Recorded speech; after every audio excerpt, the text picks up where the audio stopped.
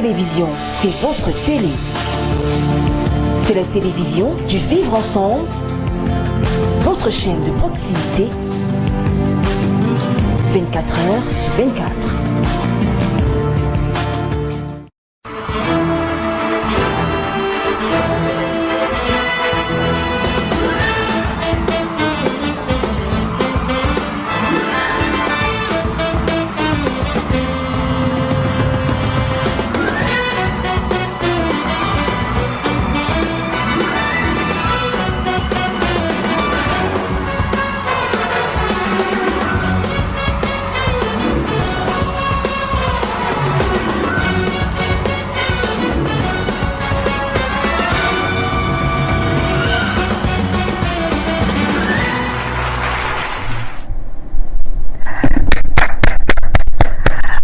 Juin 2021, c'est un jour assez particulier pour moi. Joyeux anniversaire à toutes les personnes qui souffrent une bougie de plus ce jour, et également beaucoup de bonheur à toutes les personnes qui célèbrent des événements heureux comme des mariages et autres fêtes. Nous leur souhaitons vraiment beaucoup de bonheur, beaucoup de bonheur. Également, on pense à certaines personnes qui célèbrent, qui sont plongées dans la tristesse, parce que vendredi c'est également un jour de la semaine où certaines familles accompagnent leurs défunts, peut-être leurs frères ou sœurs ou alors parents à leur dernière demeure. Donc nous pensons à cela, nous leur souhaitons beaucoup de courage et vraiment beaucoup de courage, parce que c'est ce qui est nécessaire quand on est dans ce genre de situation. Nous pensons alors à notre collègue journaliste décédé depuis le 14 mai 2021, Robert Itok, qui était en service dans une chaîne de la place dans la ville de Douala. Alors nous adressons toutes nos condoléances à la famille, à sa famille durement éprouvée, et que vraiment son âme repose en paix. Comme je le disais, ce jour c'est une journée assez particulière pour moi, parce qu'il s'agit de mon anniversaire. Je vais profiter de cette occasion pour dire merci à toutes les personnes qui ont spécialement pensé à moi, à mes parents, à toute ma famille, à mes amis, à mes collègues ici à Info Télévision. Et également mon ami Vivien qui m'a fait une très belle surprise ce jour. Je profite de l'occasion pour lui dire vraiment merci pour cette surprise, j'ai vraiment aimé. Alors sur ce plateau, nous sommes bel et bien sur le plateau du Monde en Relation sur Info TV. Je suis en compagnie de Laurent Patrick Ambara. C'est vrai, Audi n'est pas là aujourd'hui. Le JRI, il représente Odile Paris. Bonsoir Laurent Patrick, bienvenue sur le plateau du Monde en Relation. Bonsoir Landry, merci toujours de m'accueillir à la maison. Bonsoir aux millions de téléspectateurs d'Info Télévision, surtout les privilégiés du Monde en Relation, qui toujours nous renouvellent leur confiance de la plus belle des manières sur ce magnifique plateau. C'est leur heure, c'est l'heure à laquelle nous discutons, nous échangeons, tout cela dans la bonne humeur. Alors, dans la bonne humeur, justement, chers téléspectateurs, j'espère que vous êtes déjà confortablement installés, que vous vous sentez bien. C'est l'occasion pour nous de saluer tous nos fan clubs, ceux de Bachia, Boyambassa, Yaoundé, Douala, Kousseri, Maroua, Kribi dans le sud, dans l'extrême nord, partout également, même ceux de la diaspora et tous ceux qui rejoignent, qui découvrent le Monde en Relation à l'instant. Nous vous souhaitons un bon début de week-end. Donc, installez-vous bien. Nous venons juste de démarrer. Les choses n'ont pas encore commencé. Alors, vendredi 11 juin 2021, nous recevons comme invité sur ce plateau Docteur Seydou Abdoul Ndam Rahim. Il est écrivain et chef traditionnel. Avec lui, nous avons parlé de son quotidien, comment est-ce qu'il fait pour cumuler ses postes, parce que par ailleurs il est également un jeune entrepreneur. Comment est-ce qu'il fait pour cumuler ses postes d'écrivain, de chef traditionnel, d'entrepreneur à son si jeune âge. On en parlera avec lui tout à l'heure. Grâce au concours de la régie, on l'accueille après cette courte transition.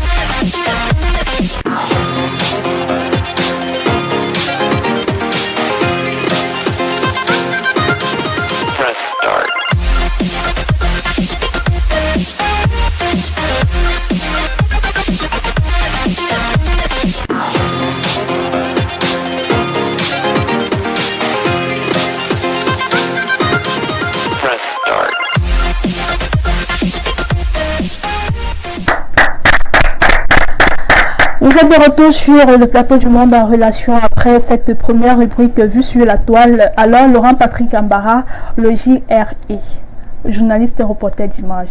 Il aime bien quand on le présente ainsi. C'est tout moi. Parce qu'il cumule à la fois plusieurs caméraman, journaliste, monteur, tout ça. En fait, il est même déjà journaliste politique. En fait, quand tu arrives, tu te formes en tout. Justement. Alors, Laurent Patrick, on a eu là quelques images vues sur la toile qui nous ont un peu arraché le sourire. Ouais. Voilà la première image quand tu vas en bain. Tu as déjà allé en bain? Mais attends, c'est le quotidien du journaliste. C'est quelqu'un qui est toujours en Moi, je me disais que tu n'as même pas le visa. Tu n'as pas le passeport autant pour moi. Oh là là. Peut-être le nouveau passeport va soulager ceux qui n'en avaient pas, mais nous autres là, nous sommes des anciens habitués. Donc, alors, tu vois la première image, qu'est-ce qu'elle te rappelle, par exemple? Ouais, justement, tu sais, lorsqu'une femme se sépare d'un homme, le plus souvent, moi je prends le cas des hommes, hein, parce que là c'est un homme. Quand la femme te bat, comme on dit dans le quartier, dit non, celui-là il est fini. Le gars là, c'est le même, il n'a plus rien. Pour vous, rien quand tu quittes, c'est pourtant le départ de ton bonheur. Et tu vois donc quand l'avion essaie de passer quand même par le quartier de cette dernière, tu guettes, tu as même moyen de dire que pose-toi sur toi là. Tu dis que maman, voici qui pardon. C'est normal, il est tellement joyeux que il dit au revoir la musique à cette fille là que tu m'as fait rouler. Enfin, tu me retenais mon pays, moi déjà. Bon débarras. C'est comme si c'était toi qui bloquais ma vie. Voilà. Est-ce que c'est une occasion de dire aussi, même si un gars te fait vivre l'enfer, tu ne dois pas le quitter ou alors tu ne dois pas le barrer comme un vieux cassier. Tu supportes parce que tu espères un lendemain meilleur. Il y a des gens qui sont de mauvaise foi par ici, qui ne changent jamais, qui ne pourront jamais changer. C'est plutôt l'occasion de dire aux filles que n'attendez jamais celui qui a tout eu. Ouais. Commencez avec quelqu'un petit à petit, l'oiseau fait son nid. Au quotidien, au fil du temps, deux personnes ne se mettent pas ensemble de façon hasardeuse. C'est pour ça que j'aime dire la fondation est la meilleure des choses. N'allez pas bâtir une fondation sur du sable. La première pluie ou les premières vagues, c'était bon, elle est cassée. Il faut bâtir une fondation solide et supporter petit à petit, l'oiseau fait son nid. Est-ce que tu as su que cette fille n'a pas supporté? Peut-être les faits étaient plus au-delà d'elle, c'était plus fort qu'elle. Elle avait plus moyen de supporter, il y avait plus moyen. Parce qu'il y a souvent un degré où on arrive, on se dit, bon voilà, ici je ne vais pas mourir parce que j'ai fait ce que je pouvais faire. Bon, là, c'est un peu plus fort que moi, je suis obligé de partir. L'André, désolé, c'est que c'est un jeune. Et quand je parle de jeune, je sais un peu la mentalité des jeunes filles d'aujourd'hui. C'est-à-dire, j'ai ma copine X qui a un gars Y qui a une Lexus, qui a une Prado et qui chaque jour vient déposer ces derniers devant moi. Alors il faut que je fasse comme ma copine. Automatiquement, je vais barrer le gars qui peut me donner beignet bouilli haricot, BBH, pour aller chercher celui qui peut me donner Mercedes, caviar, champagne. On pourra boire du ruina chaque samedi. Et lorsque le même samedi, on demande à d'autres filles comme toi, est-ce que tu acceptes-tu de m'épouser? Toi, on te demande, ma chérie, tu bois quoi? Donc, c'est ça. Alors, Patrick, est-ce que tu penses qu'on va manger le beignet haricot chaque jour? Commençons ça fatigue. Commençons par le BBH. Ensuite, on va arriver au riz sauté. Du riz sauté, on va arriver au riz blanc avec un peu de sauce tomate à côté, on met le manjanga. Et si tu croises un gars qui a déjà tout, par exemple, bon, pas tout, peut-être qu'il a déjà 60%, tu fais comment? Tu n'acceptes pas, tu dis, bon voilà, j'aimerais me mettre avec celui qui n'a encore rien parce que je veux construire. Si tu trouvais quelqu'un qui a déjà fait peut-être à 50%. Je vais te poser une question. Connais-tu un gars ici dehors qui a construit une maison, qui a une voiture, qui travaille et il n'y a pas la main d'une femme derrière? C'est faux. Ah bon? Je dis c'est faux. S'il vous dit cela... C'est vrai que si les gens, des gars comme ça s'approchent de moi... Non, sérieux, il est en train de te miroiter. Peut-être que c'est un gigolo qui a une femme qui vient en bain. Il garde le jour qu'elle revient. Tu bigs même le gars et même plus avec toi. D'accord. C'est vrai que s'il y a les gars qui avaient ce genre d'intention, il y a un Ambara qui est là pour me protéger. Voilà. Alors, on a la deuxième image également. N'attendez pas les bons moments pour vivre. Alors, c'est vrai parce qu'il y a des moments dans la vie, c'est parfois quand on est triste, qu'on a envie de se sentir, qu'on désire certaines choses. N'attendez pas les bons moments pour vivre. Alors, qu'est-ce que toi tu en penses à ces propos-là? Oui, n'attendez pas les bons moments pour être heureux. Soyez heureux et les bons moments viendront ou arriveront tout seuls. Tout simplement, ça veut dire quoi? Il y a des personnes qui dans la vie, on se dit, si j'ai perdu un membre de ma famille, c'est douloureux. Mais la personne va s'alarmer faire de ça son quotidien. Ouais. On rencontre des personnes qui chaque jour n'attendent que le jour où ils auront le billet de 10 000. Il dit 10 000 pour se payer un bon poisson braisé et prendre un jus. Lui se dit qu'avec 2 000, il ne peut pas être à l'aise. Ouais. Il y a d'autres également, lorsqu'on le dit, vous allez arriver dans des familles où quelqu'un a quand même un enfant, il ne peut pas prendre cet enfant-là, amener dans un manège qui coûte 500 francs CFA, alors qu'il a un billet de 10 000 dans la poche. Ouais. Il te dit, je ne suis pas encore riche. Ces endroits-là, c'est pour les riches. Alors que tu arrives au manège, le manège, c'est 500 pour un enfant. Ouais. Fais plaisir à l'enfant. N'attends jamais quand tu auras 1 million, parce que si avec 10 000, tu ne peux pas être heureux, n'attends pas. Mais par le 1 million que tu seras heureux. 1 million que tu seras heureux. Tu seras éternellement malheureux, parce que quand tu auras 1 million, tu vas vouloir 2 millions. Quand tu auras 2, ainsi de suite, ça va aller crescendo. Pour finir, tu vas demeurer un éternel malheureux. Si tu ne connais pas la formule. Malgré les moyens, malgré tout ce que tu disposes, alors que tu as tout le nécessaire pour... En fait, moi je pense que, à mon avis, Oui. je pense qu'il suffit juste du souffle de vie pour être heureux. Parce que les problèmes, on les rencontre Chaque tous les jour. jours. Chaque Alors, jour. les problèmes, on les rencontre tous les jours. On ne va pas vivre en tenant compte des problèmes qu'on a, Ouais. des situations qu'on vit chaque jour. Ouais. Alors, pour moi, la bonne formule, c'est de garder le sourire chaque jour. même Quel que s'il soit arrive ce quoi. qu'il arrive, vous Oh. restez zen, vous gardez le sourire. Quand vous-même nous avons cultivé le sourire au quotidien, parfois même les problèmes ont peur de Ah, vous ne s'installer. vieillissez même pas vite. Exactement. Vous restez comme nous autres à 60 ans, on est toujours souriants. Exactement. Dans la meilleure famille, vraiment, n'attendez pas c'est un moyen, c'est un moment pour dire, bon Ouais. voilà, j'attends quand je serai si ça, j'attends quand je vais avoir telle somme d'argent pour me rendre tel endroit ou alors pour être heureux, pour m'épanouir. Avec le peu de moyens que vous avez, soyez heureux en fait. Si vous rentrez chez vous et que vous avez la possibilité de manger du riz sauté, soyez heureux, mangez ce riz sauté avec Étant beaucoup de joie. fier. Étant fier, dire, bon voilà, merci Seigneur, tu m'as donné la Parce qu'il y en a possibilité de même pas qui manger, n'ont pas ce riz sauté, justement, alors. de manger le riz sauté aujourd'hui. Peut-être demain, tu me donneras plus meilleur que cela. Donc, c'est grâce à toi si je vis ainsi. Alors, il y a également une autre image. Alors, quand moi j'aime une fille, je dépense. Vraiment, est-ce qu'il y a encore des gars qui dépensent sur les filles ici dehors? Waouh. L'autre là, non. Le gars, grand Dieu fort. Il a quand même ajouté les frais de retrait. 100 francs. Il donne. C'est bien parce que la plus belle femme ne peut que donner Ouais. ce qu'elle a. Mm. La plus belle femme ne peut que donner ce qu'elle a. Tu ne vas Voilà, pas ça, aller faire l'image. l'impossible. Tu vois? Tu ne vas pas faire l'impossible parce que si tu as 5 000, tu ne vas pas aller donner à la fille tous les 5 000 et toi-même tu marches à pied pour aller au travail, tu n'arrives pas à manger et tout et tout et tout. Donc je pense que, gars, c'est à féliciter. C'est à féliciter ce que tu fais. C'est gentil. Quand tu aimes vraiment, donne, mais rassure-toi que tu aimes la bonne personne et que tu ne te retrouves pas au mauvais endroit. Comment faire pour savoir que telle personne est bonne ou alors elle n'est pas bonne? On dit généralement, je crois que même l'invité tout à l'heure ne va pas me démentir, on dit généralement chez nous que il n'y a pas de personne parfaite, Landry, mais moi je dis souvent, genre, c'est faux. Si moi, j'ai ce que j'aime appeler mes principes sacro-saints, Ouais. tu les respectes. S'ils sont 3 principes, ces 3 principes, quand tu les as respectés, tu es une personne parfaite et idéale pour moi. On ne construit pas, ça je le dis toujours, il ne faut pas miroiter, il ne faut pas mentir. Il faut dire en réalité ce qu'on est. Et si la personne en face de vous accepte d'être avec vous, tel que vous êtes, comprenez que vous êtes la personne parfaite, idéale pour lui. Donc c'est clair comme ça. Donc il n'y a pas de magie à ça. Il n'y a pas de magie. Alors, monsieur Laurent Patrick, le JRI, je rappelle qu'aujourd'hui, il a eu un empêchement, voilà pourquoi il n'est pas des nôtres, mais elle va arriver tout à l'heure, sûrement après l'émission, et puis la semaine prochaine, elle sera des vôtres, elle sera sur ce plateau.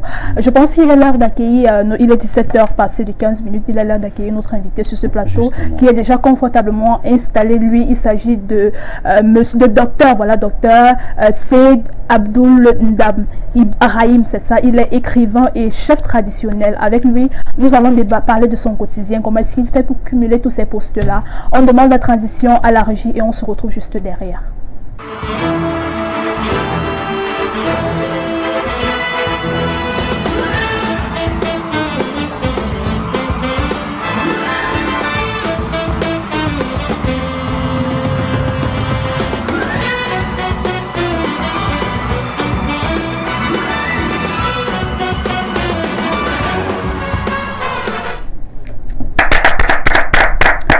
Bon retour sur le plateau du Monde en relation, chers téléspectateurs. Notre invité est déjà confortablement installé.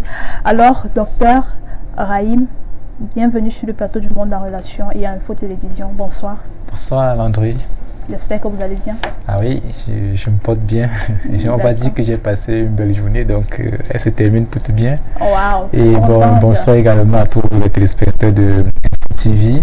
Et joyeux anniversaire à vous Landry. Merci. Oh là là, je pense qu'il y a sûrement encore une tranche de gâteau après l'émission. Peut-être on vous fera l'honneur de partager cela avec plaisir, avec plaisir. D'accord. J'espère que ça n'a pas été difficile d'arriver ici à Info TV. Non, pas du tout. Info TV est très bien positionné géographiquement et en bordure de la route, donc je crois que c'était très facile. Très facile. Alors, parlez de vous. Qui est docteur C'est Rahim Abdul Ndam? Ah oui, vraiment, vous avez quand même choisi votre ordre des choses avec les noms. Voilà. En fait, c'est Seyyid Ndam Abdourahim. Seyyid Ndam Abdourahim. Je suis médecin. Et bon, par la force des choses, je dirais ça comme ça, je suis devenu chef traditionnel. Et par ailleurs, je veux dire entrepreneur et tout ce que vous voulez, mais les statuts qui me plaisent le plus, c'est mon statut de médecin et écrivain. Bon, après, oui, il y a aussi le statut de chef traditionnel et entrepreneur et bien d'autres. Pourquoi le statut de médecin et écrivain? Parce qu'au moins, lorsqu'on est médecin, on touche du doigt directement les problèmes des uns et des autres. On restitue la santé, on prévient les maladies, c'est-à-dire on préserve la santé, on restitue la santé, ou alors on console les familles. Et lorsque on est écrivain également, on touche les âmes. Donc de façon pratique, quand on est médecin, on soigne le corps et l'esprit, mais quand on est écrivain, on touche les âmes, on soigne l'esprit. D'accord. C'est un plaisir de vous avoir sur notre plateau. J'ai là entre vos mains votre ouvrage. Il s'agit de Samba Tapi, le trône sacré. Voilà. Est-ce que c'est votre premier ouvrage? Effectivement, pas le mien seul, vous savez. Voilà, je vois Tesla et Saïd, voilà, Ndam, voilà, il faudra dire que ces deux personnes, on parle d'un couple à l'intérieur. Oui, c'est de l'écriture à 4 mains. C'est-à-dire que nous avons, c'est un couple en réalité, c'est-à-dire que c'est madame. Ah, votre femme. Effectivement. Waouh, un couple d'écrivains, c'est très intéressant ça, de voir que vous avez accepté, choisi votre épouse pour... on a décidé de fusionner. Déjà que son rêve à elle aussi était de faire carrière dans la littérature. Mon rêve à moi, j'ai toujours voulu faire carrière dans la littérature également. Donc quand on se met ensemble, on ne savait pas d'ailleurs. C'est durant notre premier mois de vie commune que j'ai découvert chez elle ces aptitudes et cette qualité incroyable à narrer, à raconter, à écrire, à transmettre des émotions à travers des mots sur un bout de papier. Donc je me suis dit mais waouh, ça c'est impressionnant. Et faisant confiance en mon imagination, je me suis dit bon, on peut faire vraiment un très bon couple. Donc vous savez, comme dans toute écriture à 4 mains, il faut se repartir les rôles. Il y en a ceux qui choisissent d'écrire en divisant les chapitres, d'autres qui vont choisir d'écrire en se partageant les rôles, c'est-à-dire un va peut-être écrire, l'autre va imaginer. Donc on a opté pour la deuxième approche, c'est-à-dire qu'une personne imagine, donc moi j'exploite mon imagination et elle sait comment le mettre en mots, donc c'est de l'art. Les deux personnes jouent chacun son rôle à son niveau et c'est le fruit d'un travail, je veux dire quoi, de 2 cerveaux, 4 mains. Alors, dans 4 personnes ont écrit, il s'agit, est-ce que vous pouvez nous donner les noms des personnes qui ont écrit dans ce livre? Non, je veux dire, l'ouvrage en question, c'est 2 personnes. C'est-à-dire que c'est 2 cerveaux, 4 mains et un cœur. D'accord. J'aime dire ça comme ça. C'est-à-dire qu'on fusionne les cœurs pour pouvoir partager de la même façon nos émotions. D'accord. Alors, est-ce que cette histoire qui est racontée dans ce livre vient d'une histoire vécue, d'un fait vécu? D'où vous parle l'inspiration? D'accord. Puisque c'est votre premier ouvrage. Donc, déjà, il faut le dire, ça va paraître bizarre, mais nous avons vu un film. Nous avons vu une série qui est très connue et on a été déçus par la fin. Je peux même vous donner le nom, Game of Thrones, je crois que vous tous allez dire. On a été très déçus par la dernière épisode. On s'est dit, mais pourquoi on ne ferait pas une collection de Game of Thrones? Alors, c'est là que l'idée nous vient d'aller puiser dans nos traditions parce qu'elle est Bamoun comme moi. Je suis Bamoun aussi. On s'est dit, mais allons puiser dans notre culture et allons dans à notre source culturelle et puis essayons de puiser les éléments qui vont nous permettre de raconter notre histoire qui serait peut-être meilleure que Game of Thrones. Alors, c'est là qu'on a imaginé cette histoire. Donc, c'est le fruit de l'imagination basé dans un environnement culturel et physique réel. C'est-à-dire que les endroits que vous trouvez dans l'ouvrage existent. Les personnages n'existent pas. Leur histoire n'existe pas. Mais la culture dans laquelle ils évoluent existe. Nous avons voulu donc relever ce défi de transmettre des valeurs en puisant dans notre culture africaine. Parce que généralement, vous allez voir chez les Européens, vous avez vu peut-être le film 3. Le film 3, c'est un film roman qui est basé sur une histoire quand même qui n'était pas fausse, mais disons sur un mythe qui a quand même beaucoup fait couler encre et salive à un moment donné. Vous avez bien d'autres films comme ça au cinéma américain et même dans les ouvrages. Même le film dont on parle, Game of Thrones, ça s'est inspiré de certains événements de la réalité, mais ça reste de la fiction. Samba Tapit, le trône sacré, c'est un ouvrage à travers lequel, en fait, nous essayons de raconter l'histoire des peuples. C'est-à-dire qu'on parle du peuple Bamoun, on parle du peuple Baganté, du peuple... Parce que j'ai pu voir une fusion entre un prince Bamoun et une princesse Baganté. Effectivement. Pourquoi avoir choisi justement, docteur, moi je vais choisir le nom qui me sied plus, docteur Ndam. Pourquoi avoir choisi la fusion entre un prince Bamoun et une princesse Baganté? Ah oui, bon, déjà ça se rapproche beaucoup à la réalité. La réalité, c'est qu'il n'y a pas eu véritablement cette fusion. Mais le peuple Baganté et le peuple Bamoun sont des peuples qui ont eu beaucoup de relations très cordiales et qui ont d'ailleurs échangé beaucoup sur le plan culturel. Actuellement, le roi Baganté, Sa Majesté Njimolu Sédou, je crois que s'il nous écoute, que je salue d'ailleurs, ce roi a un nom Bamoun. Il porte le même nom que le père de notre actuel roi, le roi Bamoun. Le père du roi Bamoun actuel, Sa Majesté Ibrahim Bobonjoya, sultan roi sénateur, s'appelait Njimolu. Et le roi actuel Baganté s'appelle Njimolu. Donc vous comprenez qu'il y a une certaine proximité dans ces peuples où il y a eu un brassage, on va dire ça comme ça, un brassage génétique. Donc nous avons voulu faire référence à ce brassage génétique en essayant d'unir ces deux personnages.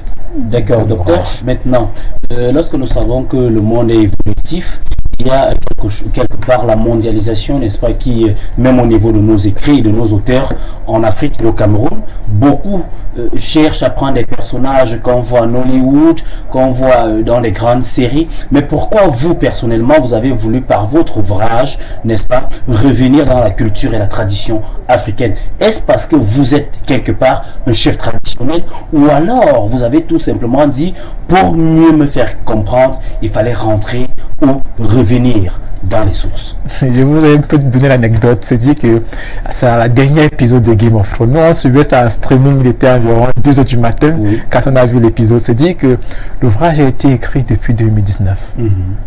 Donc, c'était avant même que je ne sois chef traditionnel. Donc, déjà, je suis très attaché à ma culture depuis l'enfance. Donc, c'est pour cette raison que... Et déjà, quand je dis que je suis attaché à la culture depuis l'enfance, en classe de seconde, quand je décide un jour de faire dans la littérature, c'est que j'avais déjà le rêve d'être médecin depuis que je suis en classe de cours élémentaire 1. Et alors, quand je suis en seconde, je découvre l'ouvrage de Ruiz Miguel, le Mexicain, le neurochirurgien mexicain. Il faut dire qu'il est médecin. Les 4 accords Toltec, qui a été vendu à plus de 4 millions d'exemplaires dans le monde. Donc, il a raconté il a partagé les valeurs de son peuple, puisque lui-même est un descendant toltèque. Il est parti puiser dans les valeurs des Toltecs et il a vendu ça à 4 millions de personnes. Vous imaginez combien de personnes aujourd'hui utilisent des enseignements tirés de cette culture ancestrale très riche. Donc, pourquoi est-ce qu'on ne ferait pas la même avec la nôtre? Donc, quand il a fallu donc faire le corrigé de Game of Thrones, comme on dit, et c'était aussi un défi pour nous de rester fidèles à notre culture, d'aller voir les valeurs culturelles africaines, particulièrement Bamoun, à ce monde. J'espère que bientôt des gens vont découvrir Sambata Pit et peut-être découvriront ces valeurs que nous avons voulu à travers l'ouvrage partager. Et oui, c'est un livre à découvrir. Une fois que nous aurons atteint cet objectif, peut-être on pourra se satisfaire. Donc pour répondre à votre préoccupation, oui, le défi c'était ça, partager les valeurs culturelles. On a voulu le faire parce que les autres le font avec leur culture. Et j'invite également les différents acteurs de la littérature africaine à faire comme les autres, à faire comme nos prédécesseurs, à écrire sur la culture africaine. D'accord. Alors, comment je salue d'ailleurs la mémoire de la princesse Rabiatou Njoya Moma Folchut qui a fait des travaux vraiment très formidables sur la culture Bamoun et sur d'autres cultures également. Et je salue bien d'autres auteurs comme par exemple le professeur, le philosophe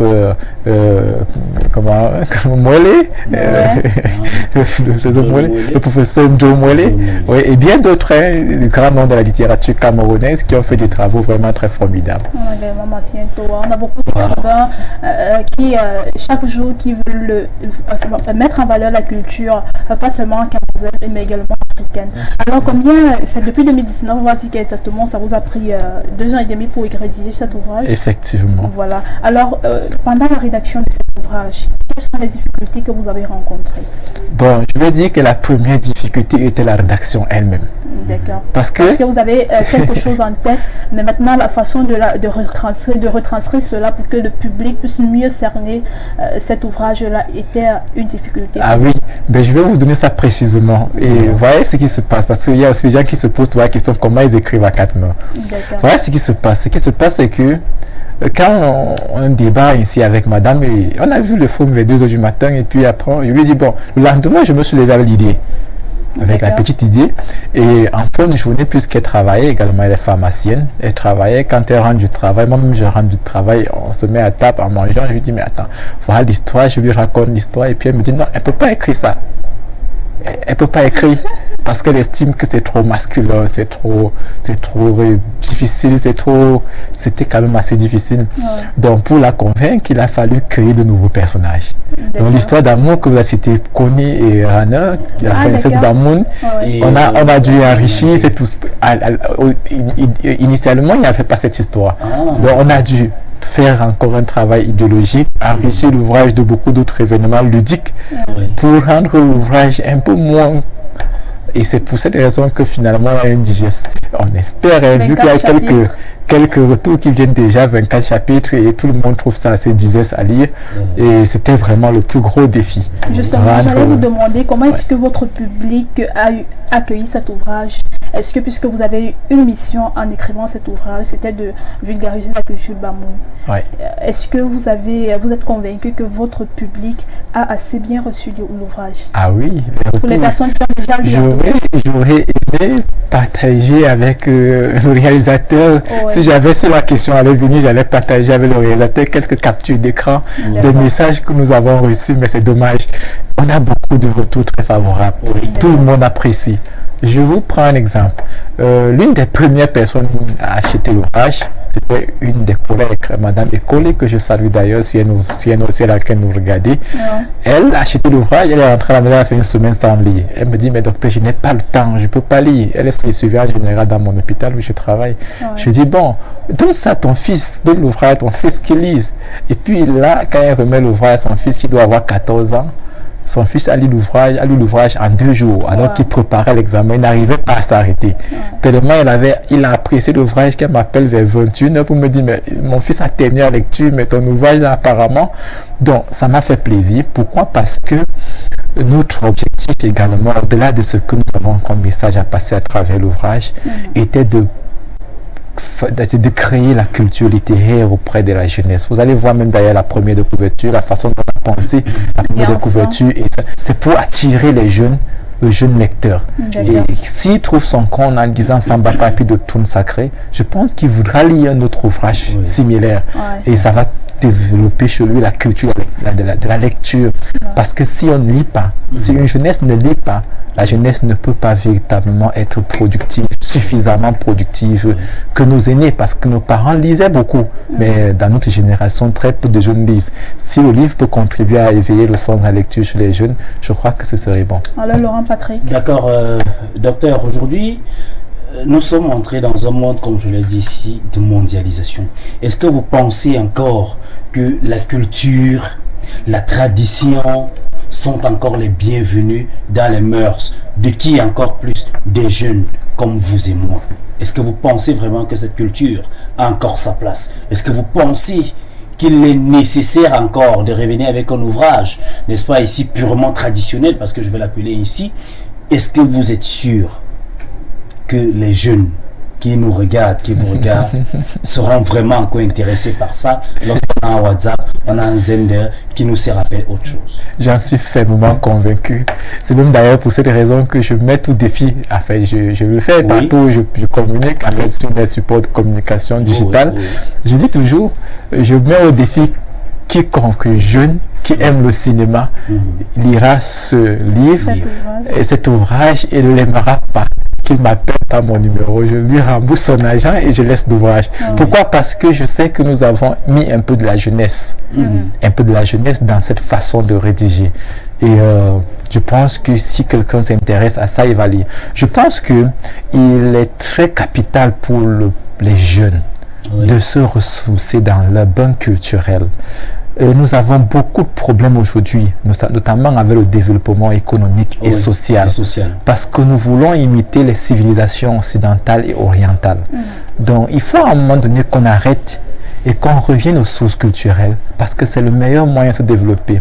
Je prends un peuple que j'aime beaucoup, le peuple Bamileke. Vous allez vous rendre compte que c'était un homme d'affaires puissant.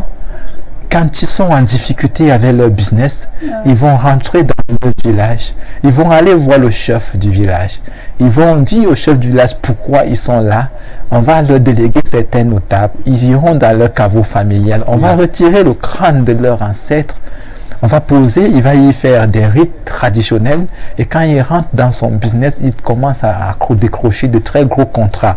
Ces business fleurissent. Et vous vous rendez compte que cette génération qui faisait ça, on avait des grands hommes d'affaires, Yves Michel Futso, on avait, je veux dire quoi, le Futso Victor, Motogwe, Kaiji, ils étaient très nombreux. Vous voyez une génération. Et il y a aussi une génération après encore qui continue à relever le défi. Mais non, dans notre génération, il y a qui? Vous voyez qui? Est-ce que cela n'a pas eu à causer des problèmes? On a traité cette génération-là également de tous les noms, parce qu'on avait souvent, je prends également le cas du peuple Bamileke, comme vous avez insinué tout à l'heure.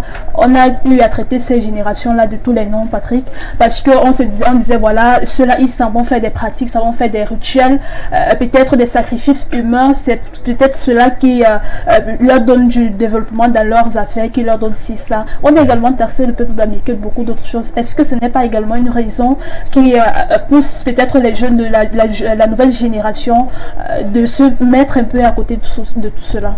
Vous savez que c'est le plus fort, c'est la voix du plus fort qui règne toujours.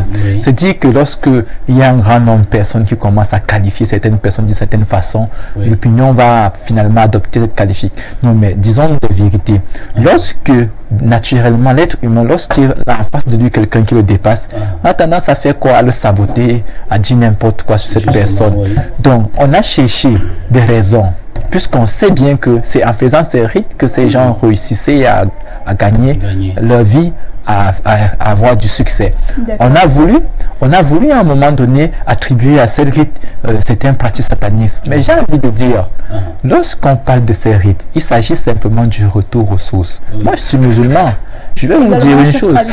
Oui, et c'est pour ça que je parle comme ça, parce que je suis également chef traditionnel. Je vais vous dire une chose, Laurent. Figurez-vous que l'islam, le Dieu dans le Saint-Coran, maudit quiconque va rompre les liens de sang. Donc ça revient au même. Lorsqu'on va vers son ancêtre, c'est qu'on renforce les liens de sang. C'est avec le même ancêtre commun, c'est parce que je sais qu'on a le même ancêtre que j'aurais tendance à vous apprécier davantage que celui qui n'a pas le même ancêtre que moi. Donc voilà un peu, pour revenir à votre question, ce qu'il y a lieu de dire. D'accord. On a également parlé de peut-être du processus pour sortir. On va parler du processus d'édition. Comment est-ce que ça s'est passé pour l'édition de cet ouvrage? Je vois la maison d'édition Proximité fait par Monsieur François Nkeme, qui a été mon enseignant en esthétique, justement. Alors, comment est-ce que ça s'est passé, le processus d'édition? Bon, je pense que c'est un de mes patients qui lit l'ouvrage. Le manuscrit. Et il me dit, ton manuscrit est formidable. Je connais un éditeur qui va vraiment t'éditer. Si tu lui poses un ouvrage, il me passe au niveau de François Nkeme, Monsieur François Nkeme. Et puis, je contacte Monsieur François Nkeme, je lui file le manuscrit. Et c'est là que le Monsieur Nkeme dit, mais voilà, il faut absolument publier cet ouvrage. Et il a également engagé donc la procédure. Il y a le comité de lecture, de relecture, et ainsi de suite. Et à la fin, tous étaient convaincus que c'était un bon ouvrage. Et je vous assure qu'ils ont fait un travail formidable sur l'ouvrage, parce que l'ouvrage qu'on avait soumis initialement n'est pas celui qui est sorti. Exactement. Et à la fin, donc, il y a eu beaucoup d'améliorations, et je pense que c'est ça qui fait la force de cette maison d'édition. Ils font vraiment un travail de pachyderme. Docteur, on a présenté plusieurs casquettes de vous. Chef traditionnel, médecin, docteur, homme, écrivain, entre guillemets également ici, vous êtes un entrepreneur. Comment au quotidien vous faites entre l'époux à la maison et toutes ces autres casquettes? Le papa, je suis certainement sûr. Oui, deux enfants déjà. Donc. Voilà. Comment vous faites donc pour être le papa toujours présent auprès des enfants, l'époux toujours présent auprès de son épouse, et l'homme d'affaires, le médecin, le chef traditionnel, l'écrivain? Comment vous faites vraiment pour vous en sortir? Le secret, c'est qu'il faut faire un trait d'union avec tout ça. Donc il faut que l'ensemble de ces statuts soient complémentaires. Ce que je fais, c'est que d'abord que ma femme, c'est mon associée en tout. Oui. Donc c'est avec elle qu'on écrit, c'est avec elle que je fais dans l'entrepreneuriat, c'est toujours avec elle que je construis les idées par rapport au village, c'est toujours avec elle que je vais aborder les différents statuts que vous avez énoncés. Elle est pharmacienne, donc il arrive des moments où devant un patient, je suis un peu bloqué et je lui dis, mais est-ce que tel médicament et tel médicament c'est compatible? Elle me dit non, c'est pas compatible. Donc même dans l'exercice de ma profession, elle m'aide à être meilleur. Et je pense que c'est vice versa. Ça simplifie beaucoup les choses. Ça fait que généralement on écrit le soir. Quand on rentre du boulot, généralement on construit les histoires, parce que ça c'est notre 6e projet et c'est le premier à être publié. Donc il y a déjà environ 11 romans qui ont été écrits, mais c'est le premier qui a été publié. Donc généralement quand on rentre le soir, on discute un peu sur le chapitre qui sera rédigé, et puis après elle se met à écrire. Et c'est cette période de débat-là qui souvent enrichit véritablement notre quotidien. Ça permet à ce qu'on soit plus unis, puisqu'on fusionne généralement en construisant ces idées. Ça nous rapproche beaucoup. Est-ce que votre ouvrage il a déjà été dédicacé? Pas encore. Et qu'est-ce que le docteur nous attendons encore. Donc l'ouvrage est sorti. L'ouvrage est sorti le 1er mai. Donc ça fait plus d'un mois, docteur. Nous envisageons. Monsieur François Nkeme, pour lui dire, tiens, professeur, comment est-ce que ça se fait que parce qu'on s'attend peut-être à la dédicace de voir le sultan Bobo Ndoya. On s'attend à la dédicace à voir pas seulement des gens de culture Bamoun, ou encore moins Bamileke, mais il faudrait également, parce que quelque part vous avez parlé de quelque chose, l'entrée vous a relancé là-dessus. Vous savez, chez nous, par exemple, les peuples du centre et du sud ont beaucoup perdu de leur valeur ancestrale. Parce que là-bas, on a plus pris le dieu occidental, on a placé au devant de tout. Est-ce que vous pensez encore aujourd'hui vraiment, docteur, qu'il sera très facile, n'est-ce pas, de revenir dire à un bêtis quand ça ne va pas rentrer en forêt, si les gens savent que le politique aujourd'hui a complètement pris tous les chefs? Voilà. Vous êtes avec moi dans le centre, aucun chef n'est respecté chez lui. Plutôt, quand une élite arrive dans le village, c'est le chef qui va saluer l'élite. Par contre, je connais un peu la culture chez le Bamoun. Que tu sois ministre ou pas, quand vous arrivez et qu'on vous dit que le sultan est là, c'est vous qui allez vers le sultan, il ne vient pas vers vous. Mais ici, vous voyez un peu, est-ce que la mendicité aussi, le fait que le peuple est quand que je vais parler ici, le peuple est quand qui paie, parce que le peuple est quand complètement perdu sa culture. Est-ce que la mendicité, la famine, l'abandon et le non-respect n'ont pas contribué à un moment à la déchéance de la tradition ici chez le peuple écan? Bon, effectivement, je vais vous dire que le fait que les écans et bien d'autres ne puissent pas être rattachés à leur culture est aussi une partie de leur culture. Vous savez comment les Blancs ont appelé ces peuples quand ils sont arrivés? Ils ont dit qu'ils ont trouvé la démocratie villageoise. Tout à fait. En fait, il n'y avait pas déjà ce respect de l'autorité.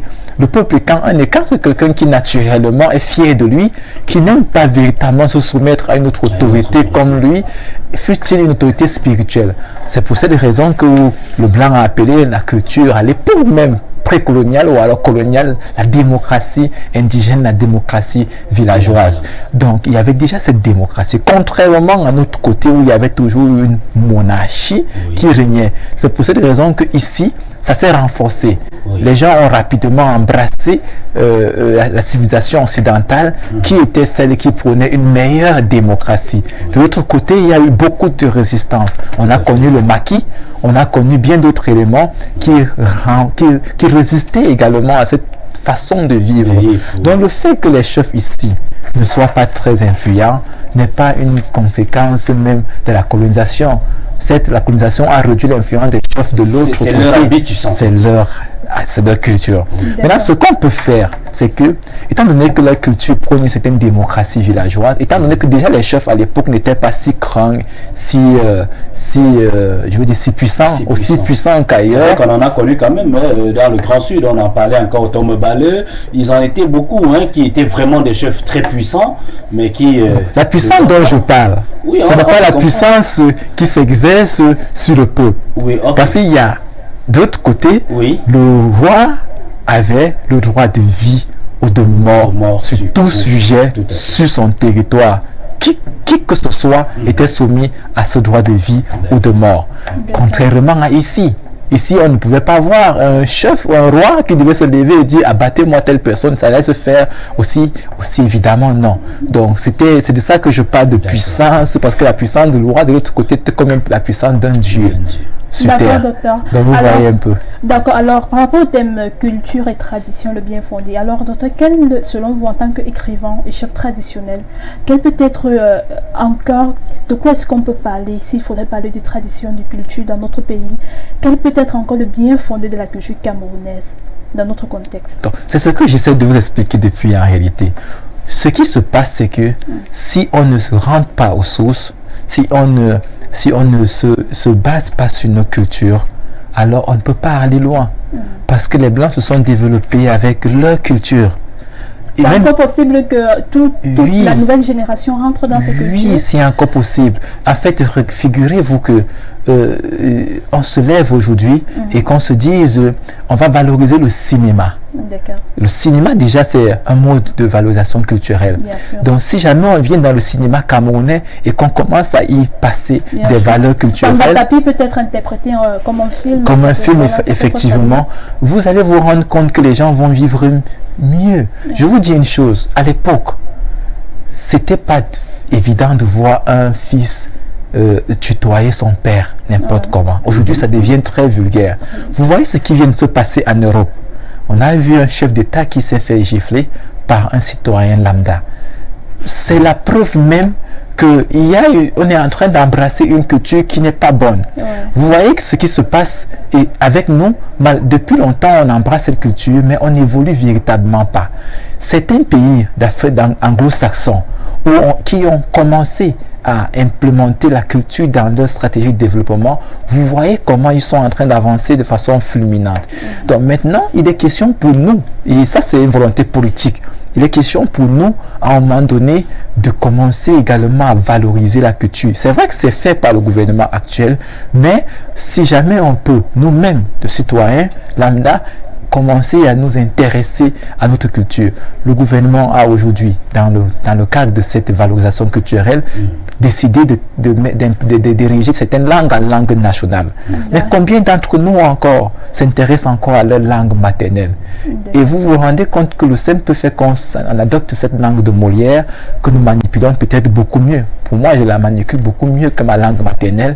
C'est déjà une sorte d'aliénation culturelle qui va davantage me ralentir sur le plan spirituel et même sur le plan du développement personnel.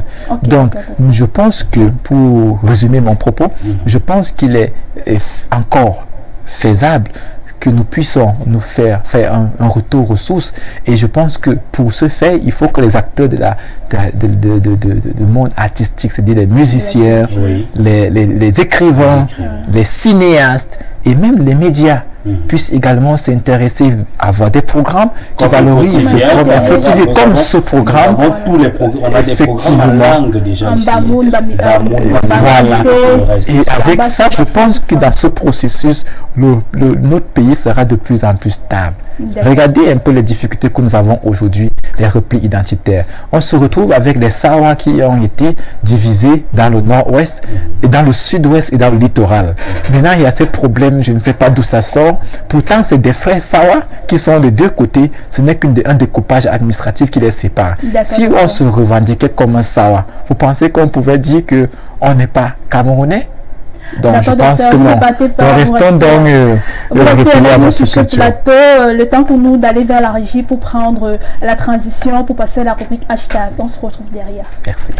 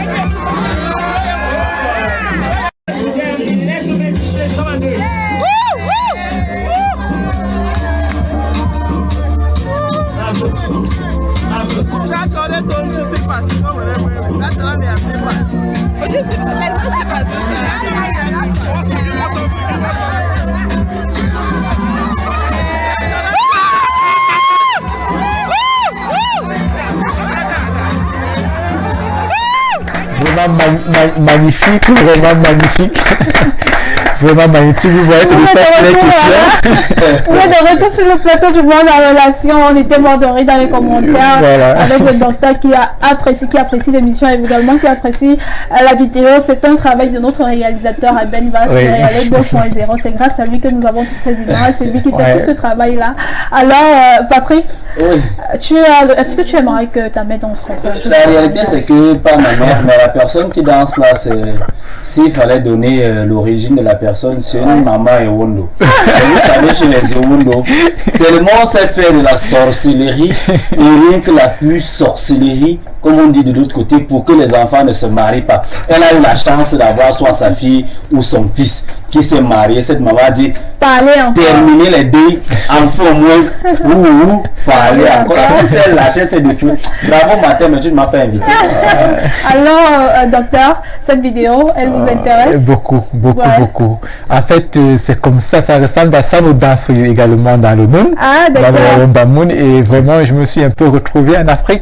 En Afrique, c'est de cette façon qu'on danse. Allez un peu ailleurs, vous verrez que on fait des manières qui se varient.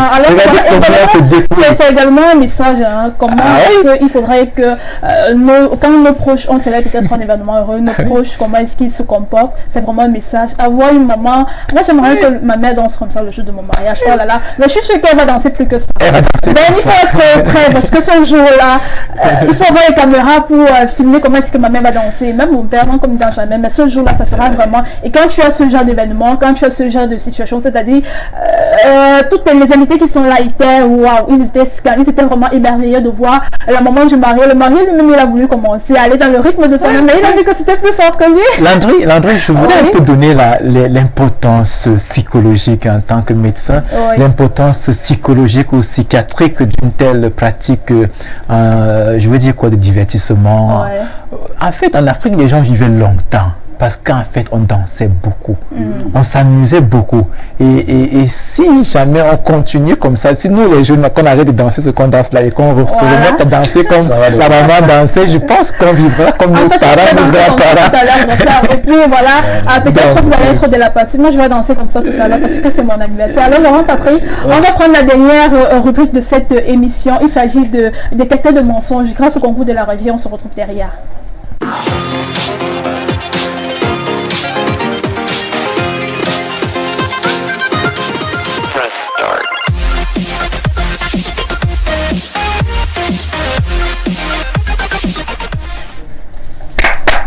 Alors Laurent Patrick, le détecteur de mensonges, il est déjà activé, tu peux y aller. D'accord, merci docteur, c'est juste un simple jeu. Lorsque vous êtes arrivé sur ce plateau et lorsque l'André vous a accueilli, qu'est-ce qu'elle a dit? Quels sont les premiers mots prononcés par l'André? Ah ouais, j'avoue que j'ai pas prêté attention. D'accord, comme vous l'avez fait tout simplement, je vais aller dans une question côté jardin parce que c'est comme ça aussi, c'est le principe du jeu. Oui. Alors s'il vous arrive, vous rentrez du boulot, vous trouvez votre femme sur votre lit conjugal, en plein débat sexuel avec un autre homme, quelle sera votre première réaction? Sincèrement, je vais rester là, aller regarder jusqu'au bout. Je vais m'assurer qu'il constate que je suis resté là, aller regarder. Est-ce qu'il n'y aura pas de truc docteur? Pas du tout. Oh là là. Vous ne faites pas de mensonges sur que vous avez dit la vérité. Merci à vous, chers téléspectateurs, d'avoir été des nôtres. Je rappelle que c'est le terme de cette émission. Alors, docteur, merci d'avoir été là. Alors, est-ce que la dédicace est déjà prévue? Elle est déjà. Ah oui, en fin juillet. Je vais caler ça au monsieur Kémé, je crois qu'en fin juillet. Peut-être je reviendrai sur mes. Alors, et comment est-ce que justement on peut avoir, le livre se trouve dans les librairies? Ah oui, on a le livre à la librairie des Peuples Noirs, en face de l'immeuble SNI, à 8000 francs. On a également un livre dans certains plateaux comme sur Kobo et sur Amazon. Sabata Pit, le trône sacré, sur Kobo, sur Amazon. Alors, ok, merci docteur d'avoir été des nôtres. Merci à Laurent Patrick Ambara qui a bien voulu remplacer Odile sur ce le GRI, l'homme au multiple cascade. On remercie chaque téléspectateur, on remercie la direction générale faite par Madame Aline pour le BAM qui est un peu souffrante. Nous le souhaitons déjà prompt rétablissement. On remercie le président directeur général, Monsieur Dieudonné Vin. On remercie la diffusion avec Janvier Ekeng et la réalisation avec Ben Valls. Nous lui disons merci. Et également au niveau de la caméra, on avait notre stagiaire à qui nous disons merci. Quant à moi et quant à toute l'équipe, chers téléspectateurs, retrouvons-nous la semaine prochaine pour une autre émission du monde en rédaction. Ne bougez surtout pas, restez. C'est pas mon anniversaire, moi je m'en vais. Mais il y a Awarout qui s'installe avec Bobby Nawan. Retrouvez-le tout à l'heure. Bon début de week-end.